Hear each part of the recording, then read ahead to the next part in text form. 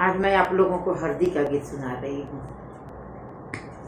इतना तू देर काहे कैलाए कवन बाबा, कैलाए कवन बाबा।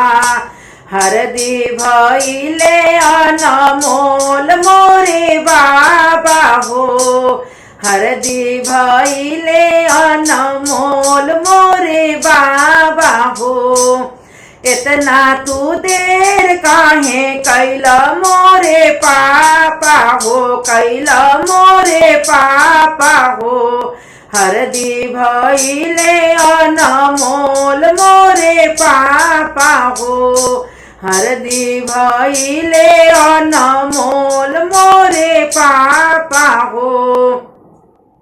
पाकिट से रुपया निकाल हो कवन पापा, पाकिट से रुपया निकाल हो कवन बाबा।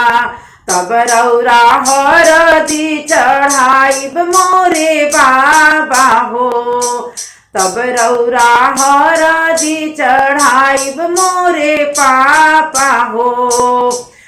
गोड़वा चढ़ैहा पापा ठेंगुना चढ़ैहा हो, ठेंगुना चढ़ैहा हो। सिरवा चढ़ैहा मन लाई मोरे पापा हो, सिरवा चढ़ैहा मन लाई मोरे पापा हो। इतना तू देर काहे कैला मोरे चाचा हो, कैला मोरे चाचा हो। हरदी भइले अनमोल मोरे चाचा हो, हरदी भइले अनमोल मोरे चाचा हो। इतना तू देर काहे कैला मोरे भैया हो, कैला मोरे भैया हो। हरदी भइले अनमोल मोरे भैया हो, हरदी भइले अनमोल मोरे भैया हो। पाकिट से पैसा निकाल मोरे चाचा हो, पाकिट से पैसा निकाल मोरे भैया हो।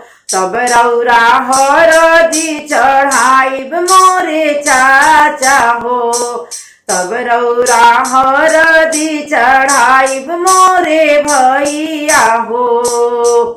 गोड़वा चढ़ैहा चाचा ठेंगुना चढ़ैहा हो, गोड़वा चढ़ैहा भैया ठेंगुना चढ़ैहा हो।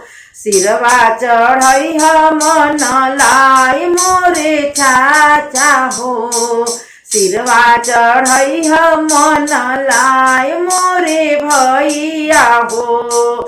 सिरवा चढ़ैहा मन लाई मोरे भैया हो।